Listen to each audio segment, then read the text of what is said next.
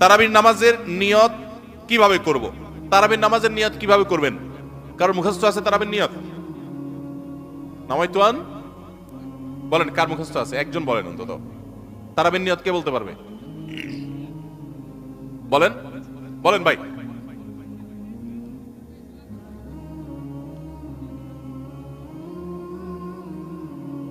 মাশাআল্লাহ মাশাআল্লাহ, এবারে পুরস্কার দেওয়া উচিত। বসেন, আপনি অনেক কষ্ট করে মুখস্থ করছেন। তুমি সদর লোক ভাই, কাহালু কাহালু। আচ্ছা ভাই, তারাবির নামাজ বা যে কোনো নামাজের নিয়ত জরুরি। নিয়ত ছাড়া কোনো আমল হবে না। কিন্তু নিয়তটা হলো মনের ইচ্ছার নাম। নিয়তটা কিসের নাম? আমি ভাইকে দিয়ে নিয়তটা কেন শুনছি সেটা আপনারা জানেন? জানেন না আপনারা? আমি ওনাকে দিয়ে কেন শুনলাম বলেন তো? কে বলতে পারবেন? কে বলতে পারবেন না? আমি ওনার দিয়ে এই জন্য শুনছি যে ওইটা আমার জানা ছিল না। এটা হলো সত্য কথা। ওইটা আমি নিজেও জানি না। নামাইতুয়ান দিয়ে শুরু এটা জানি, কিন্তু বাকি শেষেরটা আমি জানি না। এই জন্য আমি চাইছি একটু শুনতে আর কি। আমি জানি না এই জন্য যে কোরআন হাদিসে কোথাও পাই নাই। এখন ভাইরা কেউ পাইলে তো ভিন্ন কথা, আমি কোথাও পাই নাই।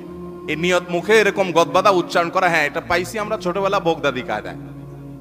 বোগদাদি কায়দা এটার জন্য কত মাইদ্যরে হয়তো খাইছি, পাইয়া তখনই ভুলে গেছি।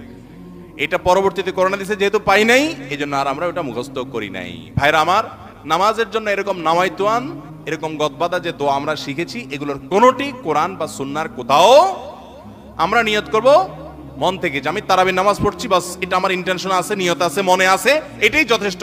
মুখে উচ্চারণ করা জরুরি না, এবং মুখে উচ্চারণ করা এটা সুন্নাহও না। নবী সাল্লাল্লাহু আলাইহি ওয়াসাল্লাম শেখানো না এটা আমাকে। ইবাদত করতে হবে তার পদ্ধতিতে। কোনো হাদিসে যদি এবার উৎসাহ দেওয়া না থাকে, আমি কেন সেটা করতে যাব, কসরত করতে যাব? তবে হ্যাঁ, নিয়তটা হলো অন্তরের ইচ্ছার নাম, সেটাই যথেষ্ট। আলাদা মুখে নামাইতুয়ান পড়ার দরকার নেই। তারাবির নামাজে কি সুন্নত না নফল নাকি ওয়াজিব? তারাবির নামাজ সুন্নাত। নবী করিম সাল্লাল্লাহু আলাইহি ওয়াসাল্লামের সুন্নাত, সাহাবায়ে কেরামের সুন্নাহ। অতএব সুন্নাতে নিয়ত করলে নামাজ হয়ে যাবে। নফল শব্দের অর্থ হলো ফরজ ওয়াজিবের বাইরে এক্সট্রা, অতিরিক্ত। নফল মানে অতিরিক্ত, সেই হিসাবে নফল নিয়ত করলে আদায় হয়ে যাবে। কিন্তু এটা সুন্নাহ নামাজ। তারাবির নামাজ কিসের নামাজ? সুন্নাহ নামাজ। সূরা তারাবি পড়া বেশি উত্তম নাকি খতম তারাবি পড়া উত্তম?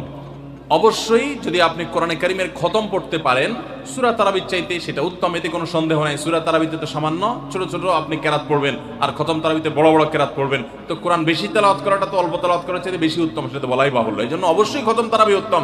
কিন্তু খতম তারাবি যদি তুফান মিল গতিতে হয়, 5G 6G গতিতে হয়, তাহলে সেই খতম তারাবি যদি হয়, যেই খতম তারাবিতে কি পড়েন হাবেশ সাহেবের শুধু ইয়ালামুন আর তালামুন ছাড়া কিছু না বুঝেন, তাহলে ওই রকম খতম তারাবি পড়ার চাইতে সূরা তারাবি পড়া উত্তম।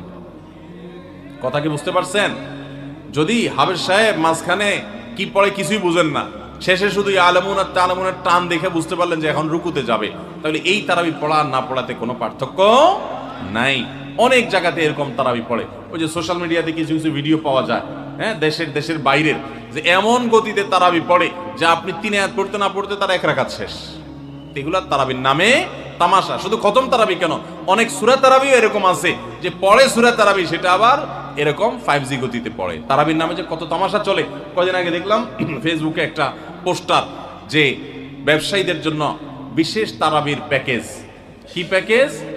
7 দিনে খতমের প্যাকেজ, 5 দিনে খতমের প্যাকেজ, আর একটা 3 দিনে খতমের প্যাকেজ।